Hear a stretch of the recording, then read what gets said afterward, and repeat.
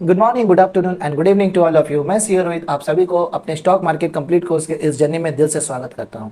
अभी तक मैंने जो भी वीडियोस यूट्यूब पे अपलोड किए वो सारे इन्वेस्टमेंट से रिलेटेड था और अब मैं आपको ट्रेडिंग से रिलेटेड सारे वीडियोस को अपलोड करने वाला हूं। अब मैं आपको कंप्लीट ट्रेडिंग कोर्स प्रोवाइड करने वाला हूं और मैं आपसे ये प्रॉमिस करता हूं कि अगर आप हमारे ट्रेडिंग कोर्स के इस कंप्लीट वीडियोस को सीक्वेंसली देखते हो तो आपको यूट्यूब पे किसी और वीडियो को देखने की जरूरत नहीं पड़ेगी। मैं आपको ट्रेडिंग से रिलेटेड एक एक चीज समझाने वाला हूं। मैं आपको ट्रेडिंग में क्या क्या पढ़ाऊंगा वो सारी चीज मैं अभी डिस्कस करता हूं। चैप्टर के अकॉर्डिंग्स में मैं आपको ट्रेडिंग का कंप्लीट क्लास प्रोवाइड करने वाला हूं। तो आप मेरे वीडियो के साथ बने रहें और अगर आपको हमारा वीडियो इन्फॉर्मेटिव लगता है तो इसे अपने फ्रेंड्स के साथ भी जरूर शेयर करें, लाइक करें, कमेंट करें और अगर आपने हमारे चैनल को सब्सक्राइब नहीं किया तो सब्सक्राइब जरूर करें। और एक रिक्वेस्ट है कि बेल आइकन को जरूर प्रेस कर ले, क्योंकि अगर आप बेल आइकन को प्रेस नहीं करोगे तो हो सकता है यूट्यूब आपको हमारी वीडियो दोबारा कभी रिकमेंड ना करे। तो बिना टाइम वेस्ट किए आज का वीडियो शुरू करते हैं। तो जैसे कि आप स्क्रीन पे देख सकते हैं, कंप्लीट ट्रेडिंग कोर्स, ये हमारा कंप्लीट ट्रेडिंग कोर्स है। इसमें मैं क्या क्या पढ़ाऊंगा आपको, क्या क्या मैं चीजें आपको समझाने वाला हूं, उस पर डिस्कस कर लेते हैं। एक बात याद रखो, मैं आपको ट्रेडिंग में कोई भी पार्ट स्किप नहीं करने वाला हूं। मैं आपको कंप्लीट नॉलेज प्रोवाइड करूंगा ट्रेडिंग के ऊपर। ओके, तो सबसे पहले ये समझते हैं कि ट्रेडिंग से रिलेटेड मैं जो भी चीजें आपको बताऊंगा, ये जो मैं ट्रेडिंग कोर्स आपको प्रोवाइड करने वाला हूं, ये कहां कहां अप्लीकेबल है, इसका फायदा आप कहां कहां उठा सकते हो। तो सबसे पहले आप किसी भी कंपनी के स्टॉक, किसी भी स्टॉक में ट्रेडिंग कर सकते हो, किसी भी कमोडिटी में ट्रेडिंग कर सकते हो और क्रिप्टो में ट्रेडिंग कर सकते हो। क्रिप्टो, बिटकॉइन, इथेरियम आपने सुना होगा। तो मैं आपको जो ट्रेडिंग की स्ट्रैटेजी, ट्रेडिंग की टेक्निकल एनालिसिस बताने वाला हूं, उसको आप यूज कर सकते हो किसी भी कंपनी के शेयर्स में ट्रेडिंग करने के लिए, कमोडिटी में ट्रेडिंग करने के लिए और क्रिप्टो में भी ट्रेडिंग करने के लिए। ओके, तो इसके साथ समझते हैं अगला जो टॉपिक है वो ट्रेडिंग कितने तरह के होते हैं। तो ट्रेडिंग के टाइप समझने के पहले हम ये समझते हैं कि ट्रेडिंग होता क्या है। मैंने अभी तक आपको इन्वेस्टमेंट सिखाया। इन्वेस्टमेंट में क्या होता है कि हम किसी भी कंपनी के शेयर में पैसा इन्वेस्ट करते हैं लॉन्ग टर्म पर्पस के लिए। इसका मतलब आज आपने एक रिलायंस का शेयर खरीदा और आपने ये सोचा कि इस शेयर्स में हम 1 साल, 2 साल, 3 साल के लिए पैसा इन्वेस्ट करके छोड़ देते हैं, फ्यूचर में जब अच्छा खासा प्रॉफिट होगा, ग्रोथ होगा, तब इसे बेचेंगे। तो अगर आपका ये पर्पस है तो इसे आप इन्वेस्टमेंट बोलते हो। इसका मतलब अगर आप long term point of view से किसी कंपनी के शेयर्स को खरीद रहे हो तो वहां पे आप इन्वेस्टमेंट करते हो। बट अगर आपका टारगेट प्रॉफिट कमाना है, फ्रीक्वेंट प्रॉफिट कमाना है, आपने किसी कंपनी के शेयर्स को बाय किया 100 रुपए में और आपका ये टारगेट है कि जैसे मुझे 10 या 20% का प्रॉफिट होगा मैं इसे बेच कर निकल जाऊंगा, चाहे आज के आज प्रॉफिट हो जाए, चाहे 1 हफ्ते में प्रॉफिट हो, चाहे 6 महीने में प्रॉफिट हो, प्रॉफिट होते ही मैं इसे बेच के निकल जाऊंगा। तो अगर आप ये कर रहे हो तो इसे आप ट्रेडिंग बोलते हो। तो ट्रेडिंग का मतलब होता है बाय करना एंड सेल करना, बाय एंड सेल। नॉर्मल एक बिजनेसमैन कोई भी गुड्स को खरीदता है और उस गुड्स को बेचता है, उसी तरह ट्रेडिंग भी है। ट्रेडिंग में भी हम किसी भी कंपनी के शेयर्स को बाय करते हैं लोअर प्राइस पे और सेल करते हैं हायर प्राइस पे, ताकि हम उस पर प्रॉफिट जनरेट कर सकें। सेम मैनर में हम क्रिप्टो में भी यही करते हैं। आपने सपोज बिटकॉइन बाय किया और फिर बिटकॉइन को सेल कर दिया और आपने प्रॉफिट कमा लिया, तो ये हुआ ट्रेडिंग। ओके, तो अब आगे बात करते हैं टाइप्स ऑफ ट्रेडिंग। 3 तरह के बेसिकली ट्रेडिंग होते हैं, intraday, swing trading and future and option. सबसे पहले डिस्कस करते हैं इंट्राडे। इंट्राडे का मतलब होता है एक दिन के अंदर आपने शेयर्स को बाय किया और उसी दिन आपने सेल कर दिया, यानी buy and sell in the same day. For example, हमारा स्टॉक मार्केट 9:15 में ओपन होता है। 9:15 सुबह के 9:15 में ओपन होता है और दोपहर के 3:30 में ये बंद हो जाता है। तो आपने इनके ड्यूरेशन में, इस ड्यूरेशन में अगर आप शेयर्स को बाय एंड सेल कर रहे हो तो इसको बोलते हैं इंट्राडे। आपने 9:15 में स्टॉक मार्केट खुलते ही आपने किसी कंपनी के शेयर्स को बाय किया और आपने 3:30 बजे के अंदर उस कंपनी को सेल कर दिया, उस शेयर्स को बेच दिया और आपने जो भी प्रॉफिट कमाया, इसको बोलते हैं इंट्राडे ट्रेडिंग। ओके, इंट्राडे में होता क्या है कि अगर आप किसी कंपनी के शेयर्स को इंट्राडे के लिए बाय करते हो तो 3:30 बजे के पहले आपको उसे सेल करना पड़ेगा। अगर आपने उसे बेचा नहीं तो आपके जो ब्रोकर है आपके ट्रांजैक्शन को ऑटोमेटिक स्क्वायर ऑफ कर देंगे। आपके ब्रोकर ही आपके बिहाफ में उस शेयर्स को बेच देगा और आपको जो भी प्रॉफिट एंड लॉस होगा वो आपको बियर करना पड़ेगा। ओके, तो इंट्राडे में बेसिकली शेयर्स को हम लोग खरीदते हैं और बेच देते हैं सेम डे के अंदर। ठीक है, स्विंग ट्रेडिंग। अब बात करते हैं स्विंग ट्रेडिंग क्या होता है। स्विंग ट्रेडिंग का मतलब होता है, स्विंग ट्रेडिंग बेसिकली इंट्राडे से थोड़ा कम रिस्की होता है। इसमें क्या होता है, अगर आप किसी कंपनी के शेयर को आज बाय करते हो और आपने सोचा कि इस कंपनी का शेयर प्राइस जब भी ऊपर हो जाए मैं इसे बेच दूंगा, चाहे वो आज हो जाए आज बेच दूंगा, अगर कल ऊपर हो जाए कल बेच दूंगा, अगर 1 हफ्ते बाद ऊपर हो जाए 1 हफ्ते बाद मैं बेच दूंगा। तो स्विंग ट्रेडिंग में बेसिकली टाइम बॉन्डिंग नहीं होती, इसमें टाइम की कोई प्रॉब्लम नहीं होती है। आप इसमें शेयर्स को 1 से लेकर 1 महीना, 2 महीना, 3 महीना तक होल्ड करते हो और प्रॉफिट होते हैं आप इसे बेच देते हो। ऐसे ट्रेडिंग को अपने स्विंग ट्रेडिंग बोलते हैं। तो स्विंग ट्रेडिंग इंट्राडे के कंपैरेटिवली ज्यादा कम रिस्कियर होता है, क्योंकि इंट्राडे में आपको सेम डे में शेयर को बेचना होता है। अगर आप नहीं बेचते हो तो आपके ब्रोकर आपके शेयर्स को ऑटोमेटिक सेल कर देगा। बट स्विंग में आप अपने शेयर्स को होल्ड कर सकते हो जब तक उस पर प्रॉफिट ना हो, जब तक उसका प्राइस ना बढ़े आप उसे होल्ड कर सकते हो। फॉर एग्जाम्पल, आज आपने किसी कंपनी के शेयर्स को 100 रुपए में बाय किया, ठीक है, और आपका टारगेट है कि जब इसका प्राइस 130 या 140 के ऊपर चला जाए मैं इसे बेच दूंगा। आज सपोज शेयर का प्राइस 100 के ऊपर नहीं गया, कल भी नहीं गया, परसों भी नहीं गया। ऐसे करते करते आपने एटलीस्ट 1 मंथ तक इसे होल्ड किया और 1 महीना के बाद इस शेयर प्राइस 140 रुपए में पहुंच गया और आपने इसे बेच दिया और 40 रुपए का प्रॉफिट आप अर्न कर लिए। तो यहाँ पे जो 40 रुपए का प्रॉफिट आपने कमाया, इसे बोलेंगे आपने स्विंग ट्रेडिंग करके प्रॉफिट कमाया। तो अगर आप एक से ज्यादा दिन तक होल्ड करके अपने शेयर्स को बेचते हो तो उसे अपने स्विंग ट्रेडिंग बोलते हैं, ठीक है। अगला आता है फ्यूचर एंड ऑप्शन। ये स्टॉक मार्केट या क्रिप्टो मार्केट में सबसे ज्यादा रिस्की होता है, बट इसमें प्रॉफिट भी बनने के चांसेस सबसे ज्यादा होते हैं, क्योंकि आपको पता है कि आप जितना ज्यादा रिस्क लोगे प्रॉफिट भी उतने ज्यादा आप अर्न कर पाओगे। तो future and option basically derivative trading होता है। Future and option basically derivative trading होता है। इसमें हम किसी शेयर्स को बाय या सेल नहीं करते हैं, इसमें हम किसी शेयर्स या किसी क्रिप्टो को बाय या सेल नहीं करते हैं, बल्कि उसके डेरिवेटिव कॉन्ट्रैक्ट को बाय या सेल करते हैं। इसके बारे में डिटेल से डेडिकेटेड सेपरेट क्लासेस होंगे, जिसमें मैं आपको डिटेल में बताऊंगा कि फ्यूचर एंड ऑप्शंस क्या है। फ्यूचर एंड ऑप्शन में बेसिकली हम लोग शेयर को बाय या शेयर को सेल नहीं करते, बल्कि शेयर से रिलेटेड डेरिवेटिव कॉन्ट्रैक्ट को बाय एंड सेल करते हैं। तो ये क्या है, इसके ऊपर डिटेल में मैं आपको वीडियो बनाऊंगा और उसमें आपको मैं डिटेल में समझाऊंगा। ओके, तो अभी तक हमने आपको बताया कि जो भी मैं आपको ट्रेडिंग कोर्स सिखाने वाला हूं, ये हमारे स्टॉक, क्रिप्टो, कमोडिटी तीनों पे एप्लीकेबल होंगे। और 3 तरह का ट्रेडिंग बेसिकली होता है, intraday, swing and future and option trading. अब बात करते हैं टेक्निकल एनालिसिस के ऊपर। जैसा कि आप मेरी स्क्रीन को देख सकते हो, मैंने आपको बताया था कि अगर आपको इन्वेस्टमेंट सीखना है तो इसके लिए आपको फंडामेंटल एनालिसिस सीखना होगा, इन्वेस्टमेंट। लेकिन अगर आपको ट्रेडिंग सीखना है तो इसके लिए आपको टेक्निकल एनालिसिस सीखना पड़ेगा। तो टेक्निकल एनालिसिस, इसका मतलब अगर कोई बंदा ट्रेडिंग करना चाहता है तो उससे तो ट्रेडिंग सीखने के लिए फाइनेंस की नॉलेज होने की जरूरत नहीं है। अगर वो कॉमर्स बैकग्राउंड से नहीं भी है तो भी वो ट्रेडिंग सीख सकता है, क्योंकि trading is completely based on technical analysis. यहाँ पे टेक्निकल नॉलेज की जरूरत पड़ती है। तो मैं आपको बताऊं, टेक्निकल एनालिसिस में बेसिकली अपने 2 पॉइंट सीखेंगे, कवर करेंगे, प्राइस एक्शंस, इंडिकेटर और टेक्निकल टूल्स। ये दो वो बेसिस है जिसके आधार पे आप ट्रेडिंग करते हो। बहुत सारे ट्रेडर प्राइस एक्शन को फॉलो करके ट्रेडिंग करते हैं, बहुत सारे ऐसे ट्रेडर हैं जो इंडिकेटर्स या टूल्स के बेसिस पे अपने ट्रेडिंग को आगे बढ़ाते हैं, और कुछ स्मार्ट ट्रेडर ऐसे होते हैं जो प्राइस एक्शन और टेक्निकल टूल्स दोनों को कंबाइन करके यूज करते हैं और ट्रेडिंग करते हैं। तो अगर आप एक कंप्लीट ट्रेडिंग कोर्स सीखना चाहते हो, अगर आप कंप्लीट टेक्निकल एनालिसिस सीखना चाहते हो, तो प्राइस एक्शन और इंडिकेटर्स ये दोनों को यूज करके ट्रेडिंग करने से आपको ज्यादा कंफर्मेशन मिलेगा और आप अच्छा प्रॉफिट बना सकते हो। तो अपने 1 बाय 1 डिस्कस करते हैं इन चैप्टर्स को, इन टॉपिक को। तो प्राइस एक्शन में बेसिकली प्राइस एक्शन सीखने के लिए आपको कई सारे चैप्टर्स पढ़ने पड़ेंगे। तो प्राइस एक्शन में क्या क्या चैप्टर है, प्लीज मेरा आप सभी से एक रिक्वेस्ट है कि आप पेन पेपर लेके बैठो और मैं जो भी पढ़ा रहा हूं उसे आप नोट करते हुए चलो, क्योंकि बिना नोट किए अगर आप पढ़ रहे हो तो ये बेकार है पढ़ना। आप अभी मेरे वीडियो से लीव कर सकते हो। ओके, तो चैप्टर अंडर प्राइस एक्शन। तो प्राइस एक्शन से रिलेटेड कुछ चैप्टर है जो अपने को सीखना पड़ेगा, तभी हम बोल सकते हैं कि प्राइस एक्शन हमने कंप्लीट सीखा, और वो ये रहा चैप्टर्स।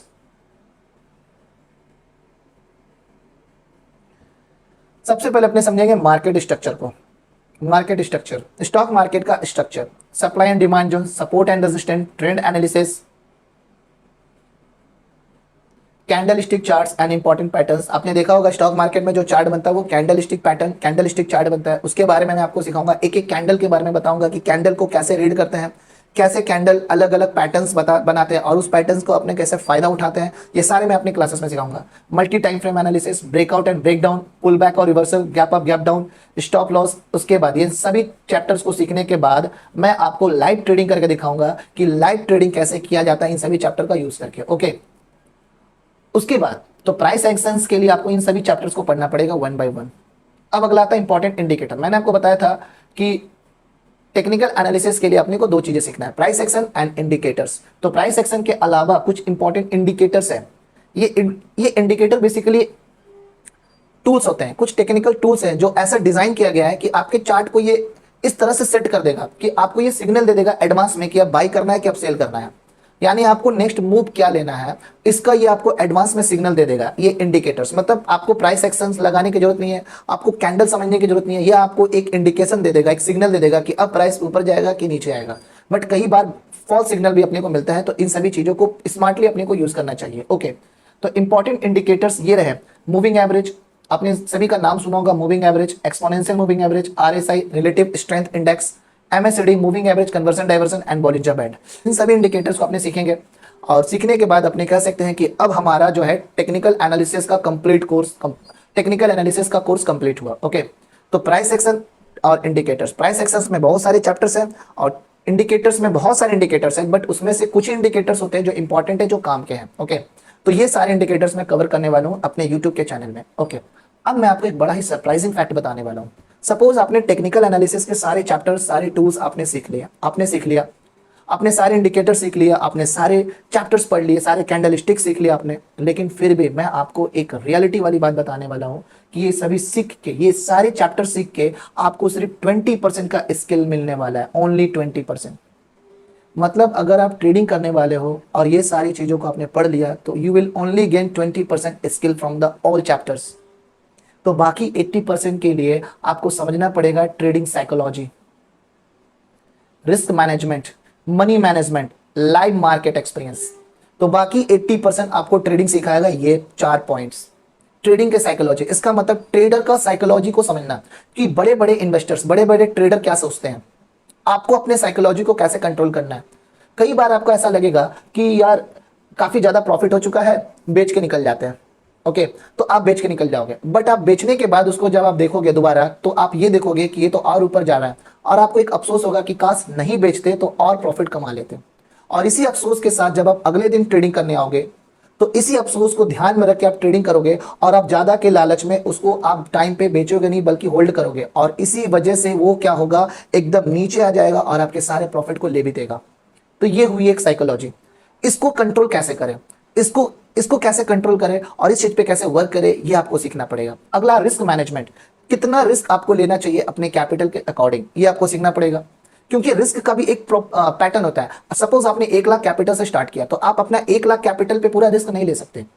तो कितना कैपिटल से रिस्क लेना चाहिए, रिस्क टू रिवॉर्ड रेशियो क्या रखना चाहिए, ये सब सीखना पड़ेगा आपको। ये सब मैं सिखाने वाला हूं, डोंट वरी। मनी मैनेजमेंट कैसे करें, कम कैपिटल से कैसे ट्रेडिंग करें, और ज्यादा कैपिटल है तो उसको सेव कैसे करें, कैसे प्रॉफिट को अपना कैपिटलाइज करते रहे, ये सारा मनी मैनेजमेंट में सीखेंगे। एंड लाइव, और लास्ट है लाइव मार्केट एक्सपीरियंस।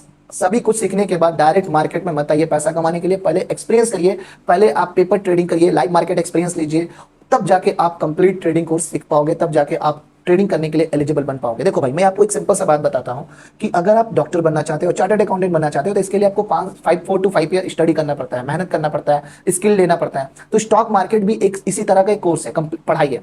आप कुछ यूट्यूब के 4-5 वीडियोस देख के 1-2 घंटा पढ़ के आप स्टॉक मार्केट नहीं सीख सकते। You have to give your time.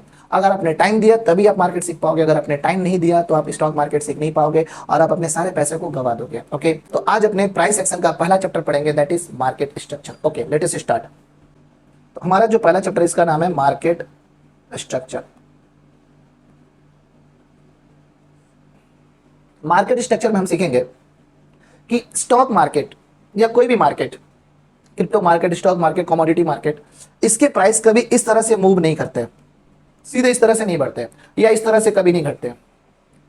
यानी स्टॉक मार्केट जो है वो ना ही स्ट्रेट फॉरवर्ड ऊपर जाता है ना ही नीचे आता है, हमेशा मार्केट वेव फॉर्म में मूव करती है। वेव फॉर्म में इस तरह से मार्केट मूव करती है। मार्केट हमेशा वेव फॉर्म में ऊपर जाती है और नीचे भी आती है वेव फॉर्म में, वेव के तरह से। यानी मार्केट सीधा ना ऊपर जाती है ना नीचे आती है, वेव फॉर्म में मार्केट मूव करती है। ओके, वेव फॉर्म में क्यों मार्केट करती है? Just because of trader psychology. किसी को लग रहा है कि प्राइस बढ़ने वाला है, खरीद लो, किसी को लग रहा है प्राइस गिरने वाला है, बेच दो। ठीक है, तो अलग अलग ट्रेडर अलग अलग साइकोलॉजी के साथ ट्रेडिंग कर रहे होते हैं, और ट्रेडर का साइकोलॉजी ही मार्केट का डायरेक्शन सेट करता है। तो भाई मार्केट हमेशा मूव करती है वेव फॉर्म में। आप कोई भी शेयर्स का प्राइस उठा के देख लो, कोई भी चार्ट देख लो, हमेशा वेव फॉर्म में मूव करेगी। ओके, तो समझते हैं पहले, ये जो आप देख रहे हो ये ऊपर जा रही है, इसको बोलेंगे अप ट्रेंड। मार्केट में 3 तरह का ट्रेंड होता है। एक होता है अप ट्रेंड, अगर किसी कंपनी का शेयर लगातार ऊपर जा रही है, ऊपर जा रही है, इसका मतलब अभी वो अप ट्रेंड में है। और अगर किसी कंपनी का शेयर लगातार नीचे आ रही है तो वो डाउन ट्रेंड में है, तो वो डाउन ट्रेंड में है। ओके, एक होता है अगर मान लीजिए किसी कंपनी का जो शेयर है ना ऊपर जा रही है ना नीचे आ रही है, वो इस तरह एक रेंज में फंसी हुई है ना, ऊपर जा रही है ना नीचे जा रही है, वो एक रेंज में फंसी हुई है, तो ऐसे मार्केट को बोलते हैं साइडवेज मार्केट। साइडवेज मतलब ना आ रही है ना जा रही है, खड़े खड़े मुस्कुरा रही है, तो ऐसी कंपनी के शेयर्स को हम बोलते हैं ये साइडवेज हो चुकी है। ओके, अब मैं आपको बताता हूं, अगर मार्केट, कुछ बेसिक्स टर्मिनोलॉजी जो मैं आपसे डिस्कस कर रहा हूं, मैं इन सभी चीजों को डिटेल में बताऊंगा आपको। अगर मार्केट ऊपर जा रही है ऊपर, तो अपने को बाय का, अगर मार्केट ऊपर जा रही है, अगर मार्केट ऊपर जा रही है तो अपने को हमेशा बाय का ट्रेड लेना चाहिए, और अगर मार्केट नीचे जा रही है तो अपने को सेल का ट्रेड लेना चाहिए।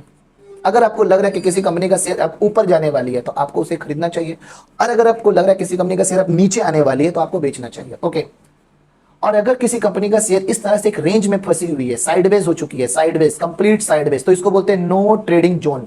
यहां पे किसी भी तरह का ट्रेड ना ले, ना आपको बाय करना चाहिए ना सेल करना चाहिए। अगर आप इस जोन में अपने ट्रेड लेते हो तो आप अपने कैपिटल लूज कर सकते हो because of time theta DK, sorry, because of theta DK के कारण आप अपने कैपिटल को लूज कर सकते हो। तो साइडवेज में कभी अपने को ट्रेडिंग नहीं करना चाहिए। अब ये थीटा डीके क्या है मैं आपको आगे बताऊंगा। ओके,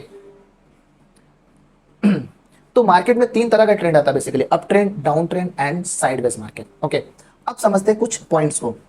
सपोज एक मार्केट है, वो इस तरह से नीचे आ रही थी, इस तरह से नीचे आ रही थी, ठीक है।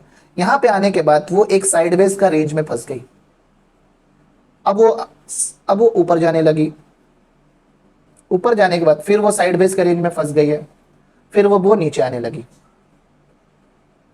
ओके, तो अब आप मुझे बताओ यहां से यहां तक का जो पैटर्न बना है इसे अपने बोलेंगे डाउन ट्रेंड,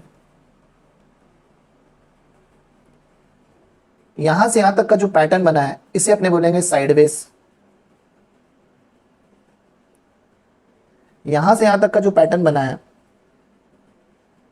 इसे अपने बोलेंगे अप ट्रेंड, और यहां पे फिर से ये क्या हो चुका है, साइडवेज हो चुका है, ये फिर से साइडवेज में जा चुका है, और ये नीचे जो गिर रहा है इसको अपने डाउन ट्रेंड बोलेंगे, डाउन ट्रेंड। ओके, तो इस तरह से कंपनी फ्लो करती है, इस तरह के शेयर, इस तरह से शेयर प्राइस कंपनी का ऊपर नीचे होता है। अब समझो होता क्या है, जब कंपनी का शेयर प्राइस कंटिन्यूली, जब कंपनी का शेयर प्राइस नीचे आ रही होती है, लगातार नीचे आ रही होती है, तो रिटेलर यानी स्मॉल ट्रेडर या जो रिटेलर होते हैं, जो कम कैपिटल से मार्केट में ट्रेड कर रहे होते हैं या जो नौसिखी होते हैं, उनको क्या लगता है कि भाई ये तो नीचे जा रही है, नीचे जा रही है, कहीं हमारा कैपिटल जीरो ना हो जाए, इसे बेच के निकल जाओ। वो क्या करता है, इस पॉइंट पे आके अपने शेयर्स को सेल कर देता है। यहाँ यानी कि इस पॉइंट पे आते ही रिटेलर एग्जिट कर जाते हैं, रिटेलर जो है एग्जिट कर जाते हैं। लेकिन जो स्मार्ट इन्वेस्टर होते हैं, जो बिग प्लेयर होते हैं, उन्हें पता होता है कि किस पॉइंट पे बाय करना है, किस पॉइंट पे सेल करना है, क्योंकि वो इस चीज के पक्के खिलाड़ी होते हैं भाई। तो वो क्या करेंगे, जहां पे रिटेलर एग्जिट करती है वहीं पे बिग प्लेयर एंट्री लेंगे, वहीं पे बिग प्लेयर क्या करेंगे, एंट्री लेंगे। तो यहां पे बिग प्लेयर की एंट्री होती है, यानी लोएस्ट पे, यानी किसी भी शेयर, जब कोई भी शेयर प्राइस अपने लो पे आ जाता है तो वहां पे रिटेलर एग्जिट कर जाते हैं। उन्हें ये लगता है कि हमारा कैपिटल खत्म ना हो जाए, बेच के निकल जाओ। और आपके साथ भी ऐसा हुआ होगा कभी ना कभी, आपने हाई पे बाय किया, लो पे सेल कर दिया। आपने दूसरे को देखा, देखिए जब कोई शेयर कंटिन्यू बढ़ रहा था तो आपने हाई पे बाय कर लिया है, आपको लगा कि अब ये और ऊपर जाएगी, बट वहां से नीचे आने लगी, और जब नीचे आने लगी तो आपने नीचे में सेल किया। तो भाई यहाँ पे रिटेलर एग्जिट करता है और उसी पॉइंट पे बिग प्लेयर एंट्री लेते हैं। तो बिग प्लेयर जहां पे एंट्री लेते हैं, यहां पे क्रिएट होता है डिमांड। यहां पे क्या क्रिएट होता है, डिमांड क्रिएट होता है, यहां पे क्रिएट होता है डिमांड। ओके, इसको अपने डिमांड जोन या हाँ डिमांड जोन, इसको अपने बोलते हैं डिमांड जोन या accumulation zone, accumulation zone. Demand zone क्यों बोलते हैं, क्योंकि जब बिग प्लेयर को लगेगा कि भाई यहाँ पे तो शेयर प्राइस अपने लोवेस्ट पे यहाँ पे बाई कर लेना चाहिए, और वो लार्ज अमाउंट ऑफ इन्वेस्टमेंट यहाँ पे करेंगे, खूब दबा के यहाँ पे माल खरीदा जाएगा बिग प्लेयर के द्वारा। तो बिग प्लेयर्स यहाँ पे बहुत सारे माल्स कर देंगे, और जब किसी भी चीज का लगातार बाइंग होता है, लगातार किसी भी चीज को खरीदा जाता है, तो उसका डिमांड अपने आप बढ़ जाता है। आपको पता होगा कोरोना के टाइम पे लोग सैनिटाइजर्स एंड मास्क बहुत खरीद रहे थे, तो उनका डिमांड बढ़ गया। ओके, और डिमांड बढ़ता है तो उसका प्राइस क्या होता है, बढ़ता है। डिमांड बढ़ेगा तो क्या होगा, प्राइस बढ़ेगा। कोरोना के टाइम पे बहुत सारे लोग मास्क एंड सैनिटाइजर खरीद रहे थे क्योंकि उनका डिमांड बढ़ रहा था, और डिमांड बढ़ने से क्या होता है, उनके प्राइसेस भी बढ़ गए थे। तो भाई जैसे बिग प्लेयर यहाँ पे एंट्री लेंगे इस पॉइंट पे जैसे बिग प्लेयर एंट्री लेंगे इस पॉइंट पे, जैसे बिग प्लेयर एंट्री लेंगे वैसे क्या होगा, डिमांड क्रिएट होगा, और वो एक्यूमुलेट करेंगे। वो क्या करेंगे, बहुत सारे शेयर्स को एक्यूमुलेट करेंगे, खरीदेंगे, और डिमांड क्रिएट होगा, इसलिए इसे अपने डिमांड जोन या एक्यूमुलेशन जोन बोलते हैं। ओके, और जैसे डिमांड क्रिएट होगा, शेयर्स का प्राइस क्या होगा, बढ़ना चालू हो जाएगा, शेयर्स का प्राइस बढ़ना चालू होगा। अब क्या होगा, जैसे प्राइस बढ़ेगा तो जो रिटेलर है, जो स्मॉल प्लेयर है, जो छोटे अमाउंट से इन्वेस्ट कर रहे हैं, ट्रेडिंग कर रहे हैं, या जो नौसिखिए, उनको लगेगा कि भाई ये तो शेयर का प्राइस बढ़ते जा रहा है, कहीं मेरे से ये गाड़ी छूट ना जाए, खरीद लो इसे। और वो क्या करेंगे, यहाँ पे आके टॉप पे आके उसे बाय करेंगे। तो इस पॉइंट पे अगेन एंट्री लेगा कौन, इस पॉइंट पे एंट्री लेगा रिटेलर, इस पॉइंट पे एंट्री लेगा रिटेलर इस पॉइंट पे एंट्री लेगा। क्योंकि उन्हें लगा कि ये शेयर प्राइस तो कंटिन्यू बढ़ते जा रहा है, कहीं हमसे ये गाड़ी ना छूट जाए, तो यहाँ पे एंट्री ले लो। और जैसे यहाँ पे रिटेलर एंट्री लेगा, जैसे यहां पे रिटेलर एंट्री लेगा, वैसे ही बड़े प्लेयर समझ जाएंगे कि भाई यहां पे अब स्टॉक प्राइस काफी हाई हो चुका है, रिटेलर खरीद रहे हैं, अब हमें बेच के निकल जाना चाहिए, क्योंकि उन्हें पता है कि लो पे हमने खरीदा, अब ये प्राइस काफी हाई हो चुकी है, अब हमें बेच के प्रॉफिट कमा लेना चाहिए। तो इसी पॉइंट पे क्या होगा, एग्जिट कर जाएंगे, इसी पॉइंट पे एग्जिट कर जाएंगे। कौन? Big player. तो बिग प्लेयर यहां पे एग्जिट कर जाएंगे। तो बिग प्लेयर के एग्जिट करते ही, बिग प्लेयर के एग्जिट करते ही यहां पे क्रिएट होगा सप्लाई। यहां पे क्या क्रिएट होगा? सप्लाई। तो इस पॉइंट पे थोड़ा आप चीजों को समझना, इग्नोर माय हैंड राइटिंग, क्योंकि मैं कॉन्सेप्ट समझा रहा हूं, हैंड राइटिंग पे आप फोकस ना करें। तो यहां पे क्या होगा, बिग प्लेयर एग्जिट करेंगे, वो अपने सारे शेयर्स को बेचेंगे। सोचिए, बिग प्लेयर ने शेयर्स को बाई किया था लो प्राइस पे और बेच रहा हाई प्राइस पे, तो जब वहां पे कंटिन्यू शेयर्स को बेचेंगे तो वहां पे सप्लाई क्रिएट हो जाएगा, सप्लाई। यानी बिग प्लेयर जब अपने सारे शेयर्स को बेच देंगे तो शेयर्स की सप्लाई बढ़ जाएगी भाई। और किसी भी चीज की जब सप्लाई बढ़ जाती है मार्केट में, वो चीज जब ज्यादा हो जाता है तो उसको पूछने वाले कम लोग होते हैं, उसके प्राइस क्या हो जाएंगे? गिर जाएंगे। उनके प्राइस क्या हो जाएंगे? गिर जाएंगे। ओके, तो ये मार्केट में खेला होता है। इस तरह के साइकोलॉजी के साथ अपने को समझना पड़ता है कि क्या चल रहा है, कहां पे एंट्री लेना चाहिए, कहां पे एग्जिट। हमेशा बिग प्लेयर के पॉइंट ऑफ व्यू से अपने को सोचना चाहिए, ठीक है। तो इस पॉइंट पे बिग प्लेयर अपने शेयर्स को बेचते हैं, और जब वो बिग प्लेयर बहुत सारे शेयर्स को एक साथ बेचेंगे तो शेयर का सप्लाई बढ़ेगा, और यहां पे क्रिएट होगा सप्लाई जोन। यहां पे क्या क्रिएट होगा? सप्लाई जोन, और इसको बोलते हैं डिस्ट्रीब्यूशन जोन। सप्लाई जोन या डिस्ट्रीब्यूशन जोन, इसको अपने सप्लाई जोन या डिस्ट्रीब्यूशन जोन बोलेंगे, ठीक है।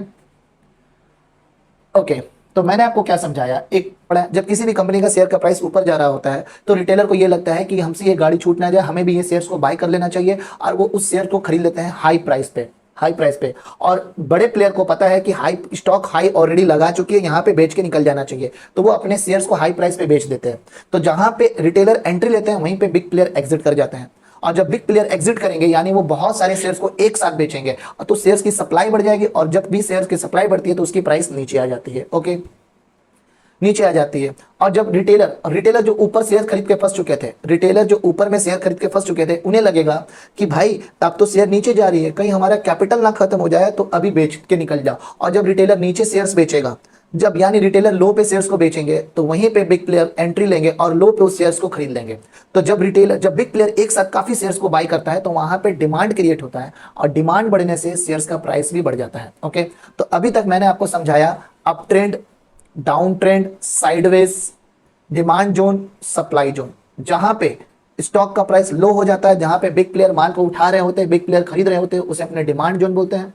डिमांड जोन में बिग प्लेयर एंट्री लेते हैं और रिटेलर एग्जिट लेते हैं। सप्लाई जोन क्या होता है? जहां पे बिग प्लेयर अपने शेयर्स को बेच रहे होते हैं, यानी जब प्राइस हाई पे चली जाती है तो बिग प्लेयर अपने शेयर्स को बेचते हैं, तो इससे शेयर्स की सप्लाई बढ़ती है, और शेयर की जब सप्लाई बढ़ेगी तो उसके प्राइस गिर जाएंगे। सप्लाई जोन पे बिग प्लेयर अपने शेयर्स को बेचते हैं, और वहीं पे रिटेलर वहां पे शेयर्स में एंट्री लेते हैं। तो इन सभी टर्म्स को मैंने आपको सिखाया। तो अब आगे डिस्कस करेंगे अपने नेक्स्ट वीडियो में। आज का वीडियो मैं यहीं पे खत्म करता हूं। आपको अगर हमारी वीडियो इन्फॉर्मेटिव लगे, अगर आपने कुछ सीखा है, तो इसे अपने फ्रेंड के साथ शेयर जरूर करें, लाइक करें, अपने डाउट्स को कुछ भी पूछें, जो भी कमी है वीडियो में आप उसे जरूर शेयर करें, और अगर आपने हमारे वीडियो को सब्सक्राइब नहीं किया तो सब्सक्राइब करें। Thank you so much. जय हिंद।